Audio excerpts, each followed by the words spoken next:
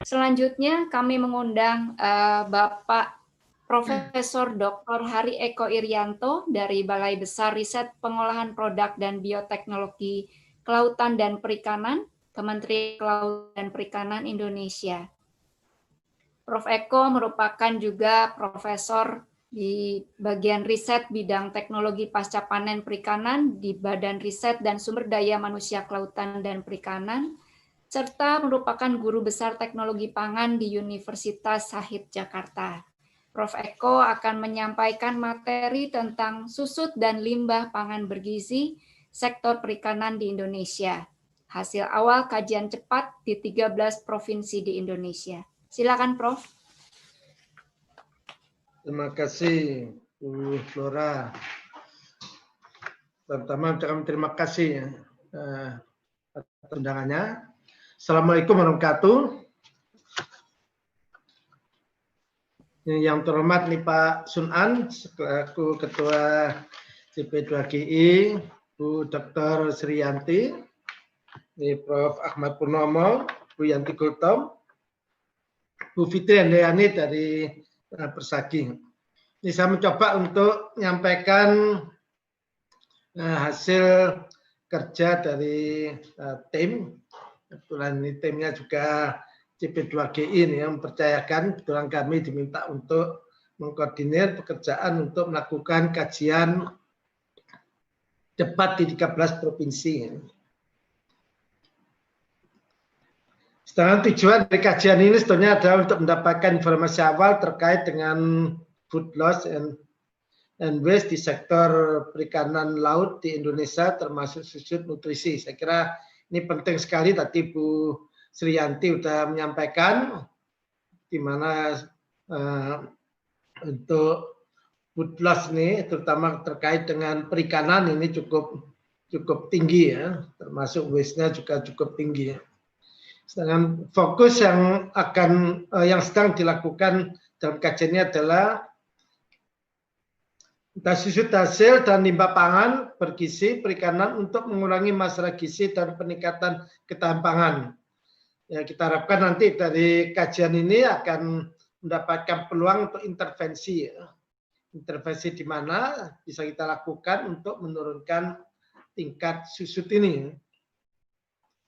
Selain itu, kita nanti juga diharapkan bisa mendapatkan peta dan profil tentang food loss and waste sektor perikanan untuk di Indonesia. Saya kira ini tadi sudah disampaikan oleh Bu Sriyanti ya, terkait tentang food loss, food waste, di mana pangan itu kalau kita lihat dari destinasi akhirnya itu untuk apa aja, ya, terutama untuk makan, terutama untuk usaha-usaha produktif secara ekonomi, yaitu untuk feed, untuk industri, dan juga terkait dengan food loss and waste management ini juga bisa dimanfaatkan untuk berbagai keperluan. Ya. Tadi Bu Yanti saya kira sudah menyampaikan sangat komprehensif sekali. Ini pengertian food loss, food waste, tadi Bu Sriyanti juga sudah menyampaikan. Ini kalau food loss ya terutama ini terkait dengan hilangnya jumlah kalau terkait perikanan ya ikan yang punya potensi sebagai sumber gizi mulai proses prapanen ya, pasokan produsen sampai ke pasar. Sedangkan food waste itu lebih terkait dengan pemasok dan konsumen. Ya. Tadi sudah sampaikan misalnya kita makanan berlebih kemudian dibuang sehingga tidak dimanfaatkan, padahal makanan tersebut sebenarnya masih mempunyai layak konsumsi. Ya. Ya, termasuk mungkin makanan yang kadaluarsa atau mendekati kadaluarsa yang sebetulnya masih bisa dikonsumsi, tapi kemudian dibuang, ini bisa kita golongkan sebagai food waste atau fish waste. Nah untuk susut, saya kira mungkin ini sebagai tambahan dari apa yang disampaikan Bu Sriyanti tadi. Ini kita paling tidak ada 7 jenis susut yaitu yang biasanya kita pelajari. Yaitu yang pertama susut fisik. Jadi susut fisik itu secara fisik nanti ikan tersebut boleh dikatakan hilang ya. Yang misalnya itu ikan dicuri atau mungkin ikan dimakan binatang atau busuk kemudian tidak bisa digunakan, rusak secara fisik, tidak bisa manfaatkan. Ini masuk pada susut fisik yang nanti kita konversikan dalam bentuk nilai. Ini akan menyebabkan pengurangan nilai ya. Karena sudah jelas nanti secara misalnya secara jumlah nurun ya nilainya tentu akan menurun. Yang kedua susut mutu. Ini terjadi penurunan mutu ya. Dari mutu yang awalnya bagus, kemudian karena penanganan kurang bagus menyebabkan menurun. Dan ini bisa kita konversikan ke nilai juga, yaitu misalnya nilai harga ikan pada saat mutu bagus itu berapa, kemudian setelah mutunya jelek berapa. Nah ini nanti terjadi perbedaan nilai. Ini merupakan susut mutu ya secara nilai. Susut akibat tekanan pasar, ini mungkin ya akibat adanya fluktuasi antara pasokan dan demand. Kalau pasokan terlalu banyak mungkin akan menyebabkan nilai turun ya. Dan ini juga menyebabkan susut nutrisi. Ini karena proses penanganan kurang baik, mungkin juga pengolahan menyebabkan nutrisinya menurun. Dan yang kemudian susut fungsional, ya misalnya di ikan saya kira mempunyai zat bahan aktif yang sangat bagus yaitu omega 3. Itu mungkin karena pengolahan kurang bagus menyebabkan omega 3 ini menjadi tidak sesuai kita harapkan fungsinya ya, yang awalnya bisa meningkatkan kecerdasan, bisa mengurangi risiko penyakit jantung ya, karena secara mutu omega 3-nya menurun ya secara fungsi akan turun. Yang terakhir susut finansial, ini biasanya lebih terkait pada susut fisik dan susut mutu yang kita yang kita konversikan dalam bentuk nilai sehingga nanti menjadi susut finansial. Itu kira-kira susut yang yang sering kita dengar. Yang nanti mungkin kalau kita pada kerjaan kita lebih menitik beratkan pada susut fisik, mutu dan juga nutrisi yang nanti bisa kita konversikan dalam bentuk susut finansial. Ini saya kira kita lewat aja. Nah, metode yang kita gunakan, kebetulan metode ini sudah kita workshopkan pada semua institusi yang terlibat di kajian ini, yaitu yang kita gunakan adalah load tracking dan questionnaire loss assessment method. Karena dua metode ini yang juga sering kita gunakan. Sedangkan untuk informal fish loss assessment method ini karena memerlukan data lebih banyak, waktu lebih panjang, ini kita tidak menggunakan ini, tapi yang load tracking, itu load tracking biasanya ini merupakan ini biasanya kita nanti akan mengikuti suatu proses ya, suatu proses untuk itu pemasaran, yang kita ikuti pemasaran mulai dari awal sampai ke konsumen. Itu kita amati di mana sebetulnya terjadi losses dan berapa tingkat lossesnya, itu bisa kita tentukan dengan mengikuti load tracking. Sedangkan kuesioner ini biasanya nanti kita enumerator yang sudah terlatih, biasanya kita menggunakan peneliti kita, ini nanti ke lapangan akan berdiskusi dengan key person, jadi orang yang benar-benar paham tentang titik-titik yang kita amati. Sehingga kita bisa dapatkan informasi yang benar-benar akurat untuk ini. Nah, saya kira ini ya, tadi sudah sampaikan, kita akan menggunakan kuesioner loss assessment method yang kita gunakan. Kenapa kita menggunakan ini? Ya, hasilnya ini cukup representatif untuk kita membuat suatu kebijakan menggunakan kuesioner sehingga bisa dilakukan dengan mudah. Ya, sebetulnya siapapun bisa melakukan ya asalkan benar memahami tentang kuesioner. Ya, selama ini kita menggunakan peneliti dan pada kegiatan ini kita sudah melatih enumerator yang akan melakukan dari 13 institusi.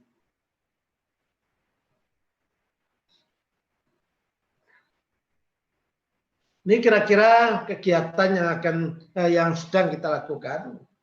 Itu mulai dari awal sampai nanti kita harapkan kita akan menghasilkan suatu solusi, rekomendasi, termasuk peluang untuk melakukan intervensi sehingga bisa mengurangi losses atau mungkin food waste juga.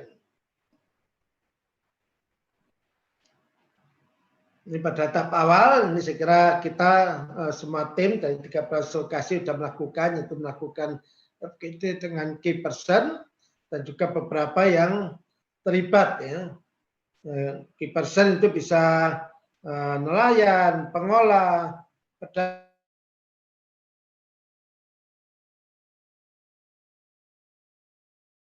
dan juga kita melibatkan Persagi ya, Dewan Pengurus Cabang Persagi kita libatkan, pengurus PKK, TPI ini juga kita libatkan ya. Ini saya kira semua yang kira-kira terlibat di dalam food loss dan food waste ini kita libatkan karena ini akan menentukan di dalam perhitungan kita nantinya. Kemudian setelah itu kita melakukan opsi lapangan ya, setelah FGD kita mendapatkan siapa saja yang harus kita wawancarai, kita juga mendapatkan gambaran secara kasar ya tentang kemungkinan terjadinya food loss maupun food waste.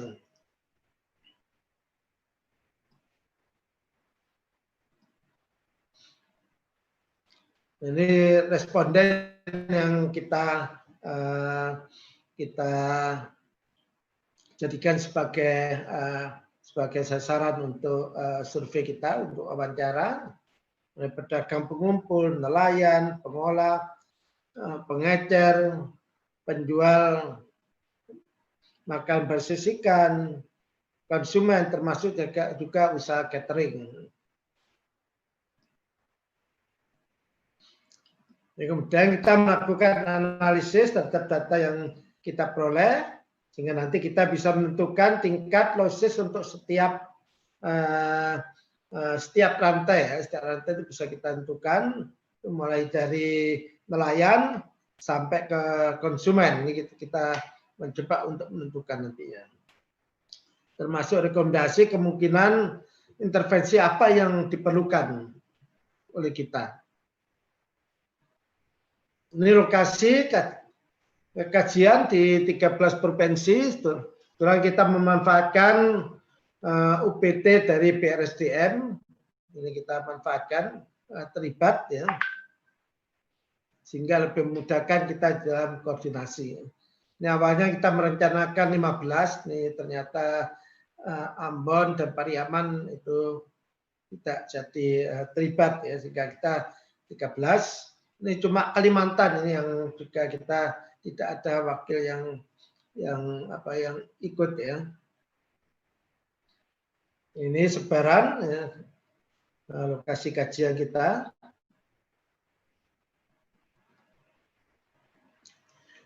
Ini kendala pelaksanaan kajian kita, yaitu dengan adanya pandemi COVID ini benar-benar yang awalnya rencana kita selesaikan bulan Mei, Ini udah kita undur pun sekarang ya ada yang mendekati selesai, ada yang masih sedang berlangsung ya.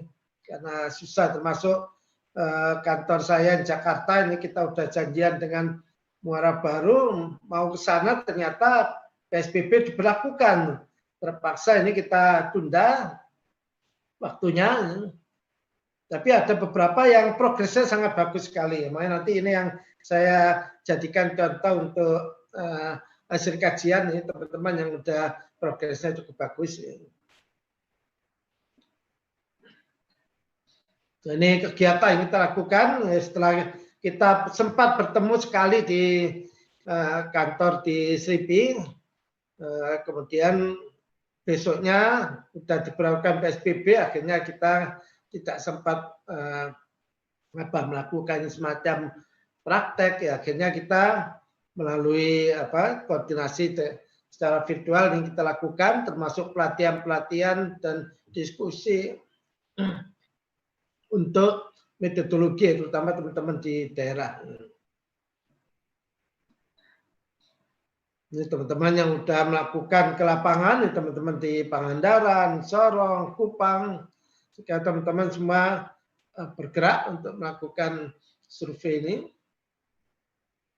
dan masuk teman-teman di Jakarta. Ini untuk sementara 7 lokasi sudah menyampaikan data awal di kita yang ternyata ikan yang banyak konsumsi adalah ikan kembung. Dari 7 lokasi ini kita coba untuk kita petakan. Ini ikan kembung ternyata tidak dibawa kemana-mana, seperti di Sorong ditangkap, dipasarkan di sana, lain dengan tuna, tongkol, cakalang itu ada yang dipasarkan keluar. Tapi kalau kembung itu untuk konsumsi di lokal, termasuk di Pangandaran, Kupang, dan masuk kita temukan di Jakarta ini juga konsumsi untuk lokal. Jadi kembung sebenarnya merupakan ikan yang mungkin cukup ikan penting ya untuk konsumsi kita. Ini rantai pasok untuk yang di Kupang ini kita coba kita identifikasi seperti apa. Ini beda dengan lokasi yang lain ya, yang udah kita identifikasi seperti ini untuk penangkapan. Ini biasanya memerlukan waktu 1 sampai 2 minggu ya. Ini tergantung dari alat tangkap yang digunakan.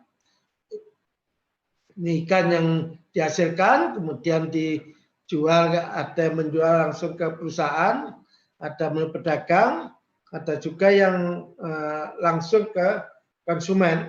Kalau pedagang ini nanti dijual lagi ke pengecer, ke pengolah ikan, juga ke pedagang giling, yang akhirnya juga nanti sampai ke konsumen. Yang di Sorong ini agak berbeda ya, kalau kita lihat di sini alat tangkap pun yang digunakan juga berbeda.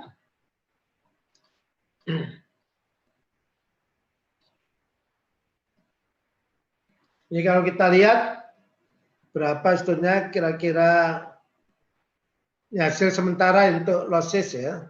Untuk losis ini untuk tingkat nelayan ini kita dapatkan hasilnya sekitar 13,69%. Ini yang tinggi adalah alat tangkap gillnet sampai 30%. Ini untuk pedagang ini 7,93%. Untuk pengecer keliling ini 5,23%. Sedangkan untuk pengolahan ini tidak begitu besar, itu 1,48%. Ini tergantung dari jenis olahan.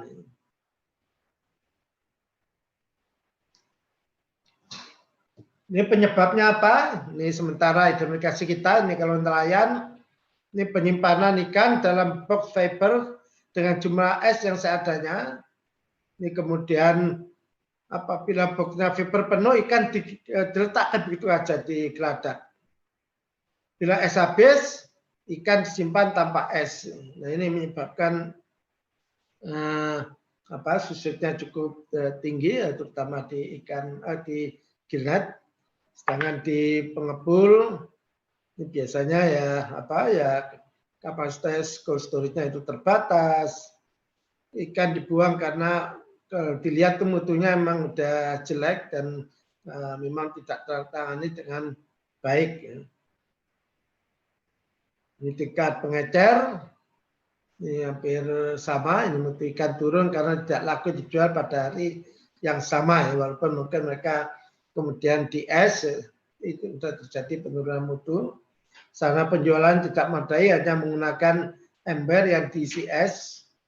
Susut fisik terjadi karena ikan busuk dan tidak layak untuk dijual.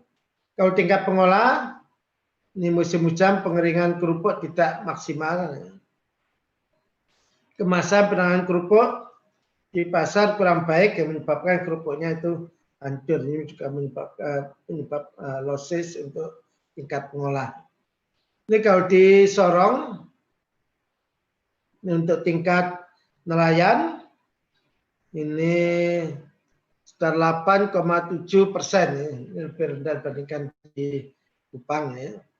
Dan di pengepul ini sekitar 3,86, pengecer keliling 1,5. Ini penyebabnya apa? Penurunan mutu. Ya, salah satunya adalah masalah es, ya. Esnya yang dibawa oleh nelayan itu tidak memadai. Selain itu juga sanitasi hygiene yang belum begitu bagus. Ini penjual dilakukan di ruang terbuka, menyebabkan langsung terpapar sinar matahari. Ini penjualan yang dilakukan di jalanan beralas terpal plastik dengan menyebabkan kontaminasi secara fisik, biologi, dan kimia. Ini ditemukan di beberapa lokasi, ya, bukan hanya di Sorong aja. Ini penjualan ikan dilakukan pedagang pengecer keliling untuk ikan tuna, ekor kuning, cakalang, tongkol, bubara. Ikan diikat dan digantung di pikulan kemudian diedarkan ke konsumen. Ini terpapar matahari, terpapar oleh ya apapun yang di udara sekeliling ikan tersebut. Ini yang sampaikan tadi, ya, ikan ditaruh di atas terpal, ya. Ini bisa dibayangkan, ya. Ini untuk susun nutrisi, ini kita mencoba melakukan untuk di Sorong, terutama terkait dengan protein. Ya. Kita lihat ikan kembung, ini kandungan protein, ini susu secara fisik, dan kemudian kita coba kita konversi menjadi susu nutrisi protein, ini sekitar 6.162 kg, ini untuk cakalang. Ini proteinnya yang hilang sekitar 4.447 kg. Ini masih data awal, ya, nanti akan terus kita update dengan data-data yang masuk ke kita nantinya. Ini Sorong untuk terkait dengan food waste, ya. Ini di catering ini sekitar 2,1%, rumah makan 4,5%, di rumah tangga 1,41% ini dihasilkan.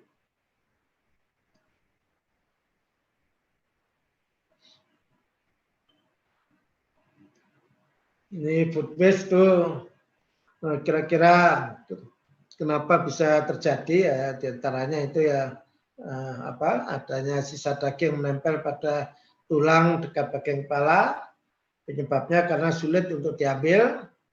Sisa makanan ada yang menampung untuk pakan ternak, ya, sisa makanan yang ada. Sisa daging ikan yang dimakan anak-anak ini juga merupakan food waste, ya. Bisa anak-anak tidak bisa makan secara tuntas ketika makan ikan, itu juga digolongkan sebagai food waste. Sisa makanan tidak habis untuk makan berikutnya, itu biasanya diberikan pada kucing. Ini yang kita amati di Sorong.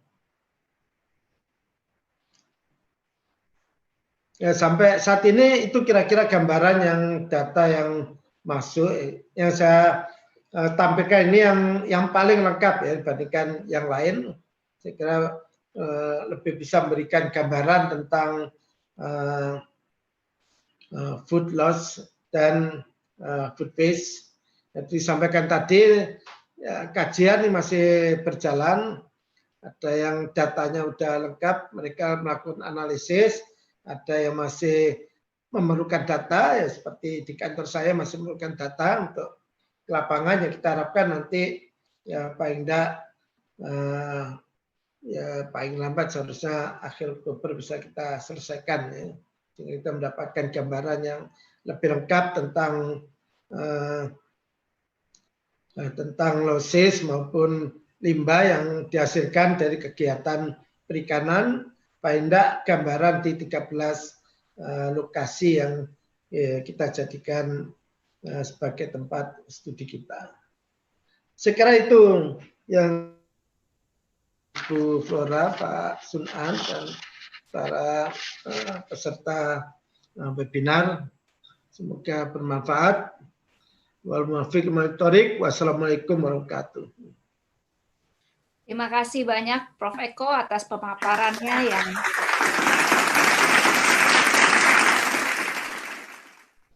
ya, cukup detail dan cukup banyak ya metode-metode assessment untuk fish loss assessment. Mudah-mudahan ke depan solusi dan rekomendasi yang sudah dijalankan dapat mengurangi food waste di Indonesia ya, karena masih banyak praktek-praktek di lapangan yang perlu diperbaiki ya Prof. Ya, betul. Nah ini ada pertanyaan dari peserta webinar. Mengapa ikan yang ditangkap gill net loss atau susutnya paling tinggi, Prof? Ya, kemungkinan seperti disampaikan tadi ya, mungkin mereka menangkapnya juga lebih lama. Nah, mereka prakteknya kan kalau ikannya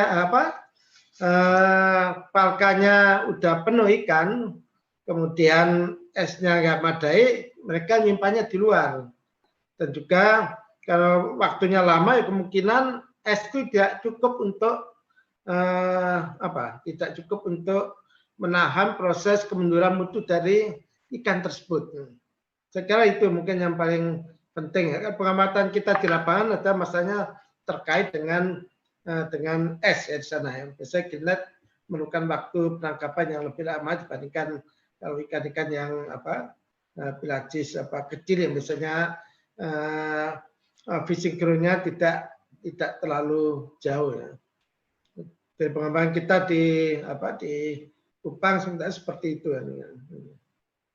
Terutama terkait dengan cara penyimpanan dan es ya, itu yang kita lihat.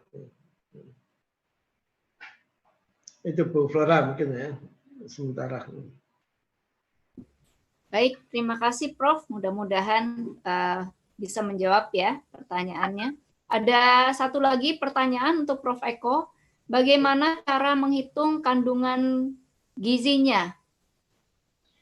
Kalau gizi, kalau protein kan udah jelas kita bisa menganalisis dengan kedal kan. Nanti kita mendapatkan kadar protein berapa.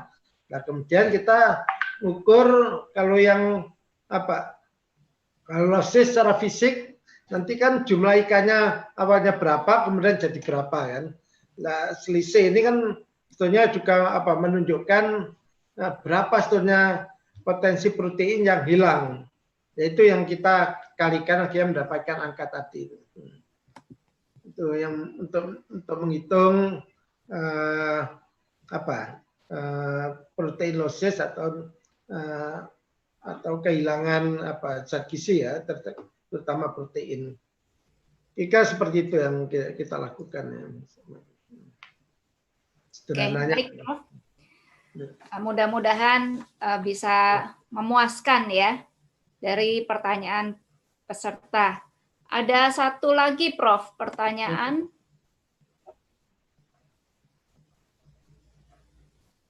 Sebentar. pertanyaan dari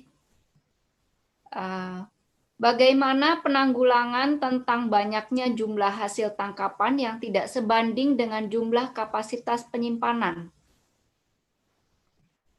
Ya, yang paling mudah ya kalau kita kelebihan ya bisa nanti kalau pengolahan yang paling gampang kan di asin. Kalau nggak cukup yang pasti harus kita olah. Kalau enggak itu nanti akan menjadi limbah ya. Cepatnya harus kita olah.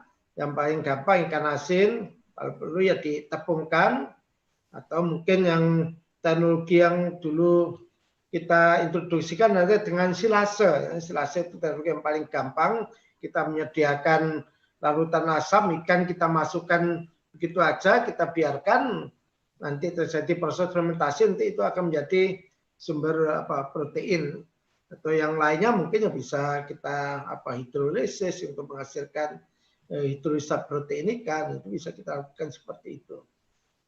Yang paling gampang ya cara pengolahan tradisional termasuk pengasapan atau apa. Yang mana lah yang paling sesuai ya. Jadi kalau ingin menyelamatkan ya dengan pengolahan, kalau penyimpanan tidak memungkinkan. Ini seperti yang terjadi ketika terjadi kematian massal ikan ya, seperti di daerah mana yang pernah terjadi seperti di Waduk Jatiluhur, itu di sana ada mencoba untuk mereka ditepungkan, kemudian mereka pindang atau mungkin juga di asin ya. Memang itu cara pengawetan yang lain, cara pengawetan terutama cold storage itu tidak mampu nampung, dan juga es yang mungkin bisa kita gunakan untuk mengawetkan itu tidak mencukupi ya. Jadi yang pertama itu cold storage, kemudian kita es kalau es masih memungkinkan untuk kita awetkan, kemudian kita pasarkan. Kalau enggak ya kemudian ya kita olah ya. Olah tergantung teknologi yang paling mudah dilakukan ya, dengan penampungan, dengan pengeringan pengasinan, atau mungkin pemindangan dan cara pengolahan yang lain. Jadi itu mungkin misalnya. Oke, jadi kembali ke pengolahan setelah penangkapan ya, Prof. Ya, saya kira itu kalau kita nggak bisa nampung untuk diawetkan ya, nampung untuk penyimpanan. Ya, baik, terima kasih, Prof. Bagi peserta yang masih memiliki pertanyaan, silakan dituliskan di chat box atau di kolom Q&A, dan kita akan bahas pada sesi pleno di akhir acara. Dan panitia juga menyiapkan ada hadiah, gift, untuk 3 pertanyaan terbaik ya. Nanti peserta yang memberikan pertanyaan terbaik akan diberikan gift saldo OVO atau GoPay sebesar 100.000 ya. Jadi silakan untuk memberikan pertanyaan-pertanyaan yang terbaik bagi para narasumber kita.